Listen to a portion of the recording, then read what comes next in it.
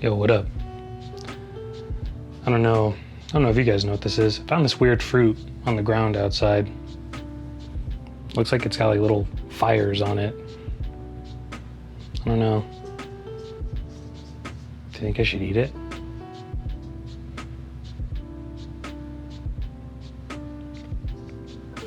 I've gone insane for like the 6th time now recording this video. I know, you guys have been waiting. Not really, no one gives a shit. Either way, I've been waiting. I've been kicking myself in the ass to the point where I'm pretty sure my foot is permanently stuck up there. I'm finally gonna do my review on my Mamiya RB67, the professional SD model, if you can see that. The initial thing that I think drove me to buy this camera easily had to be the modularity, the overall design of the camera. I am a sucker for these modular film cameras. I am a little unhappy with myself when it comes to this camera because, don't get me wrong, I love this camera. Great camera. It's a Mamiya. Like, I think any film photographer either knows someone who shot a Mamiya or has shot a Mamiya themselves and understands that Mamiya has held its title even all these years later when film is not even like a thing anymore. You know what I mean? People, I mean, hell, the Mamiya 7, the RZ67, the RB67, they're all well sought after cameras. The TLRs, the Mamiya C, I think it's the 320 and the 330. Don't come at me, I don't know TLRs too well. And some 35mm too that I know of. The name Mamiya is well known, it's famous. And when it comes to the RB67, I'd have to say that this is easily the square body Chevy of film cameras. This camera is, although it looks small, I'm a large guy. This thing is rugged, it is heavy, and it's built to last. I mean, it's withstood the test of time of not only me owning it, but the original owner's inception of owning it. This camera could easily outlast, I think, me and the person after me, and it would still, as long as it's well maintained, I don't see it ever not performing. And I think that was what drew me in initially too, other than the modular design, is knowing how well known Mamiya is and what it's capable of with their cameras. It's just, you can't go wrong with it. You really can't.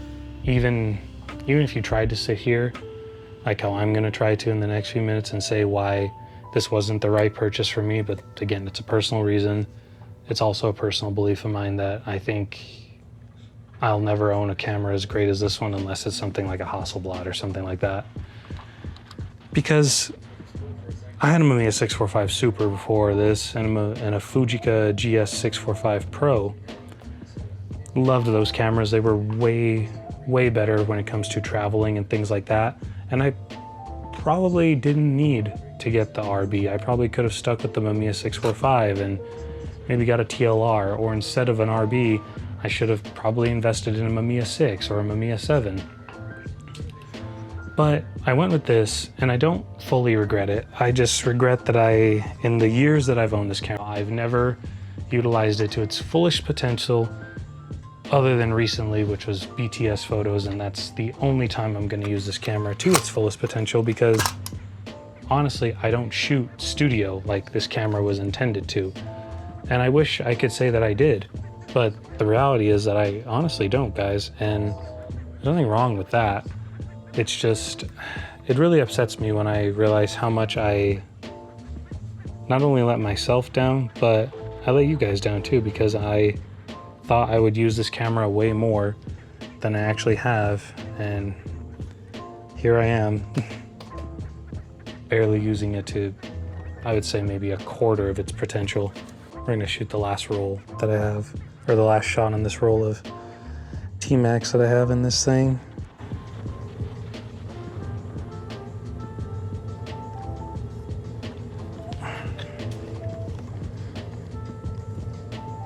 1, 2. Oh, wait. What the heck? Oh, there we go. 1, 2.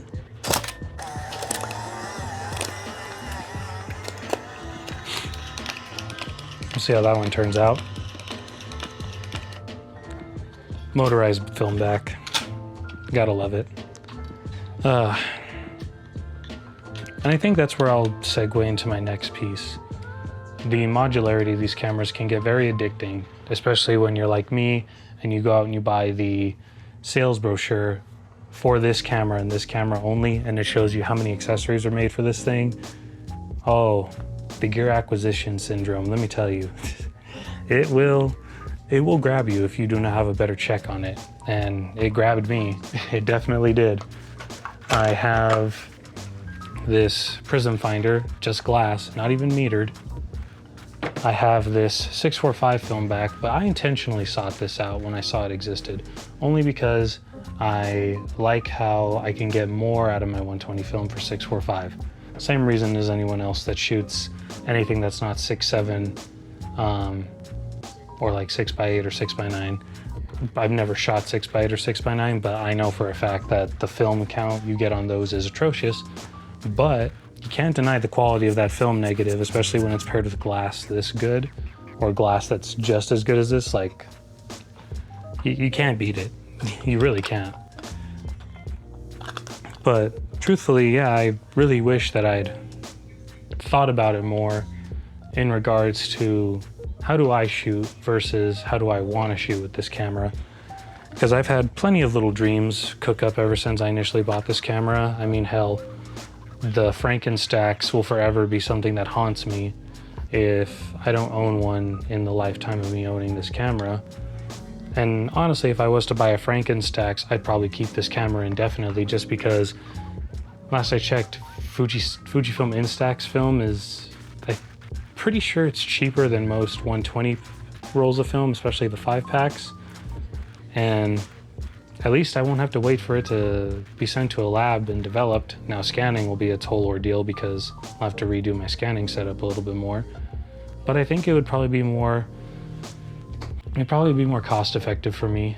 And I'd be curious to see how I shoot with it, knowing that I'll be able to look at it right then and there as soon as I take the photo. You know what I mean? Like, I think knowing that I have to wait for my film to develop, it makes me be more intentional with what I shoot currently. And I think that if I ever bought one of the Frankenstacks film backs, I would definitely get, this is kind of sad to say, I think I would get more unintentional. But again, when I think about my style of shooting, I'm never in a studio-like situation or anything like that. I am always in the streets, shooting portraits at my friend's house, at my friends' houses.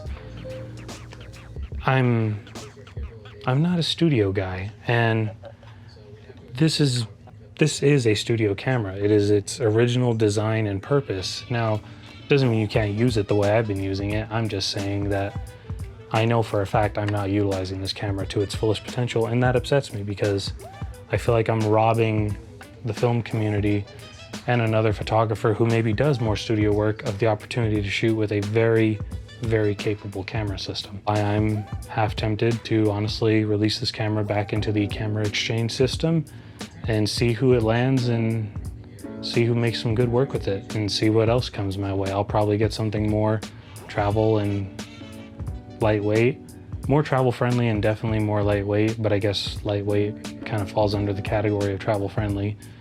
I would probably just try something different, and I think that's what my favorite thing is about these film cameras, that I always get to try something different, and it just makes it so much better for me. But I digress. I definitely do not fully regret my time with this camera because I have probably some of the best pictures that I've ever taken in my entire film photography career.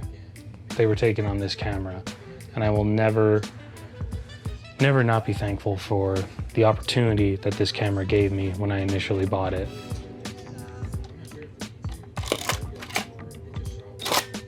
You can't beat that noise, guys. You just can't.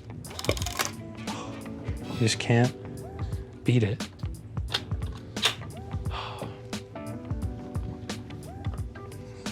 I will say, guys, if you are thinking about pulling the trigger on one of these cameras and you know for a fact that you plan on shooting in the studio or you indefinitely shoot only in the studio, make the investment.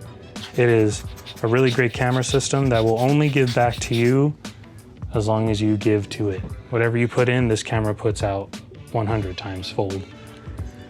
But I don't want you to think that just because you have the amazing camera doesn't mean your work's gonna instantly get 1,000 times better. No, it's still entirely up to you as the photographer to know how you shoot, what you shoot, and how you can get the most out of whatever piece of gear you're using.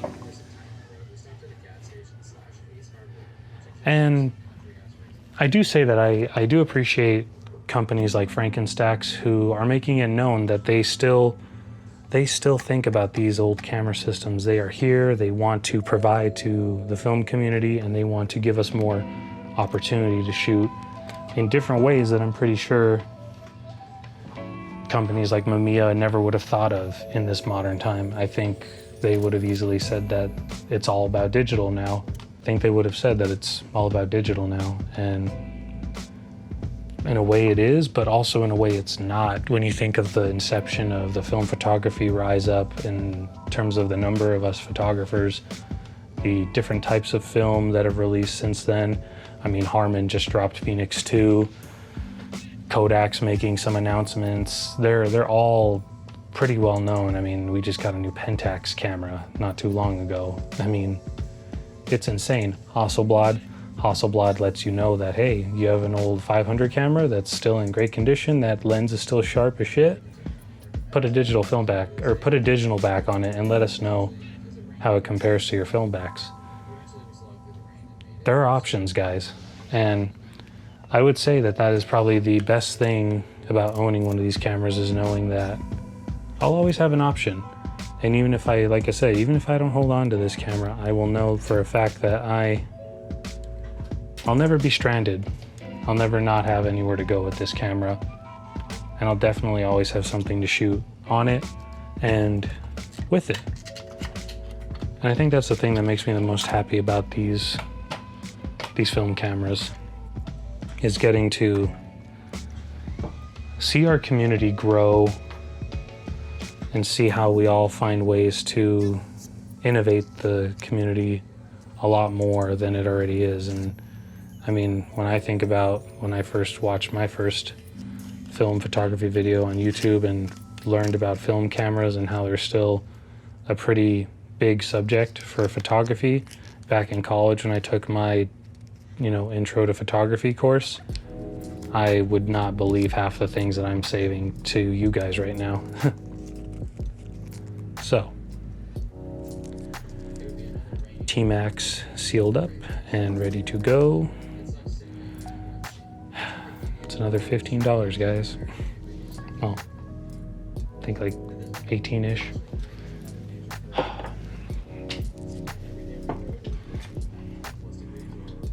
An amazing camera, though.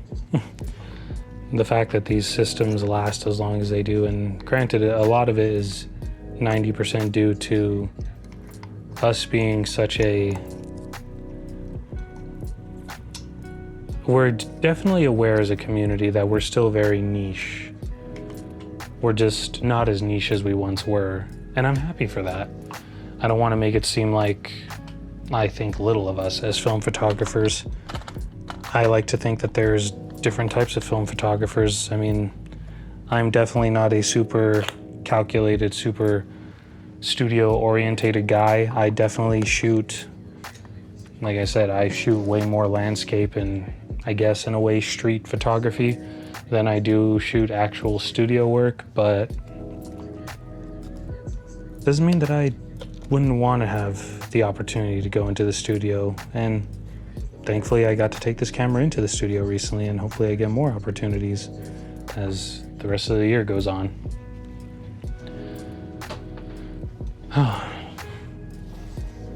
To think, 2025, it took me this long to make this video. But it's because I just wanted to get it right. And then I realized that I was also forcing myself to make the kind of video that I know I don't normally make. I don't make super serious videos.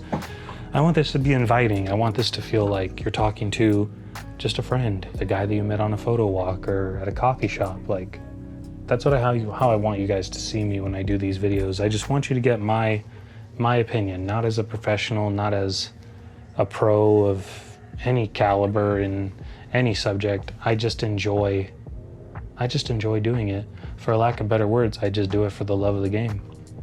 And I like that I can still play the game, and that the game is getting more and more intuitive as the years goes on. And I just can't wait to see where it goes from here, honestly. I mean, who knows, one day we might even see a new medium format film camera drop. Whoever does that, I would like to be sent a sample camera just to test out for you guys. You can email me for my mailing address.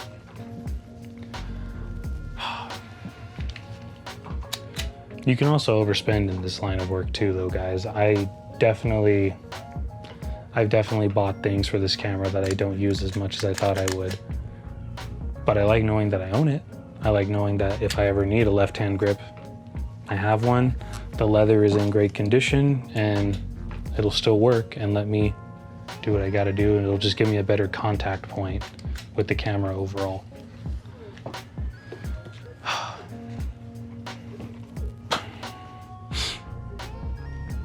think that's just about it though, guys. I mean, I pretty much said everything that I wanted to say about the camera. I think now I just want you guys to really enjoy the photos that I've taken with it ever since I initially bought the camera. I got to go through my archives and find all the ones that I know I've shot with this camera for sure. And then you guys will get to see those at the end of the video.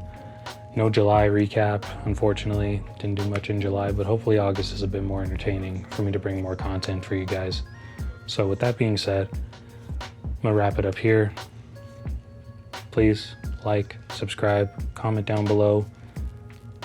Again, just be realistic though. In no way, shape, or form am I a professional. I'm just here to have fun with you guys, and I want to share it with you. So, keep it chill. I'll catch you guys on the next one. Laters.